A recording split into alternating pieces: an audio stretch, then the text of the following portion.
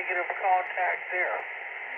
Alright, at this time, at 8:45 Eastern Standard Time, I'm going to close the formal portion of the net.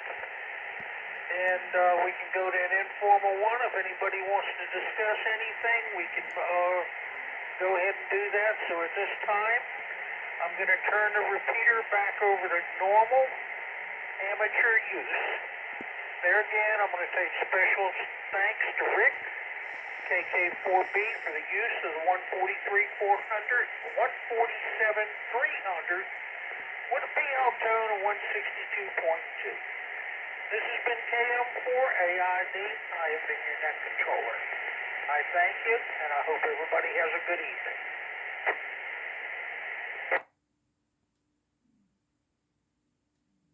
Okay, KO4PGD from KK4MA.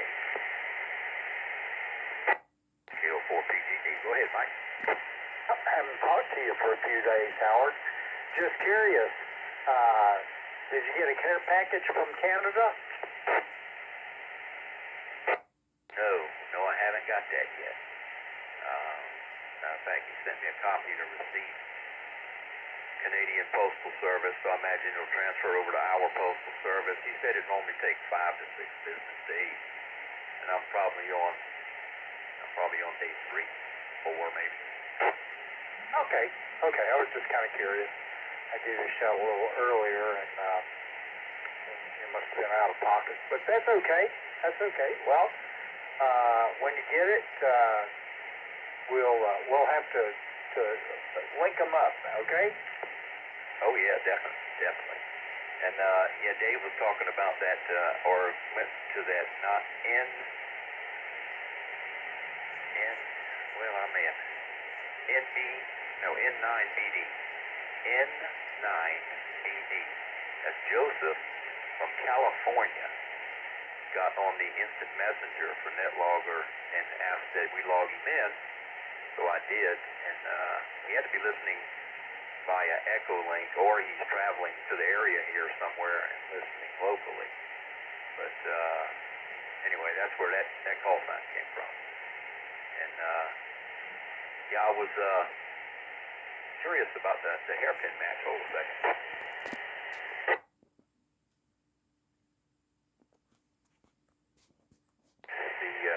The 2-meter Yagi that I have, that I got from Justin. When he gave it to me, he said, "Now, you need to put a hairpin on it." So I did, and not knowing what I was doing. So I got coax running to that antenna. I've got about 2 loops in it. I guess that's my valve. I got an ugly balance. 2 loops of coax, and that's connected directly to the antenna. And then the hairpin jumps between the 2 legs of the dipole, or the feed element on that Yagi. And it's a piece of copper wire. I think I got number 10 copper wire. I bent it. I started with a V shape. That didn't work very well, so I put a U shape on, but my U has square corners. And I had to keep playing with the length until I got the SWR just perfect. And I left it right there. And so that's my experience with a hairpin. Yeah.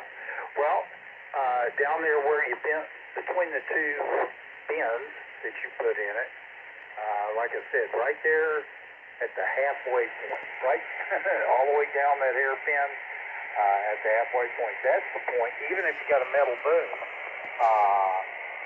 it's actually recommended to secure that thing to the boom at that point. Like I say, the advantages are it won't affect the tuning whatsoever, because it can't. That's electrically zero right there. All things being equal, but granted, both sides have to be equal distance or whatever, but that's zero. But the beauty is now you're at DC ground for both sides of the antenna. So that's always a good thing, man. Always a good thing.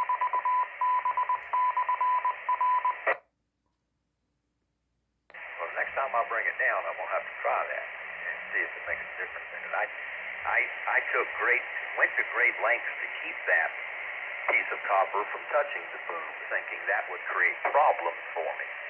So I've actually got it bent away from the boom, not at a 90 degree, but maybe 30 degrees off the boom, so that it wouldn't touch.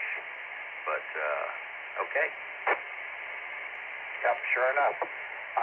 Now you did the right thing, keeping it away from the boom. It's just at the very center, at the very middle, all the way down where the two 90-degree bends are, right in the middle. You could attach that to the boom, and it really, in theory, it shouldn't affect the tuning at all. I mean, at all. It should make zero difference.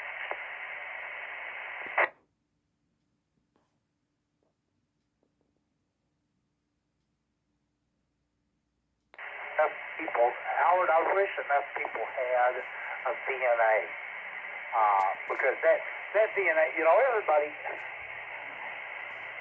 I don't want to discourage people from using the SWR bridge, but you got to understand the SWR, man, that's a go no go gauge. It's not the whole story. It's not the entire story. It's keeping your transmitter happy, but who knows what your antenna's doing.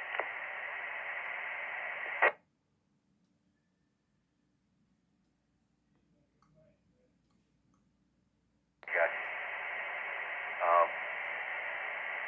But I mean, that's the way of tuning them, or at least that's the way I'm tuning them. What Ronnie was talking about too. We take that nano VNA and we get that, we mess with the coax and what we know what to mess with until that SWR gets to where the radio likes it, and that's where we stop right there. Well, you're okay. You may not be at resonance, but you're not far from it. Remember, a resonant antenna, well, this is all theoretical again, but the resonant antenna really is going to present, a perfectly resonant antenna is going to represent about 1.7 to 1 SWR. So, there you go. KM4868. Hey, Chad.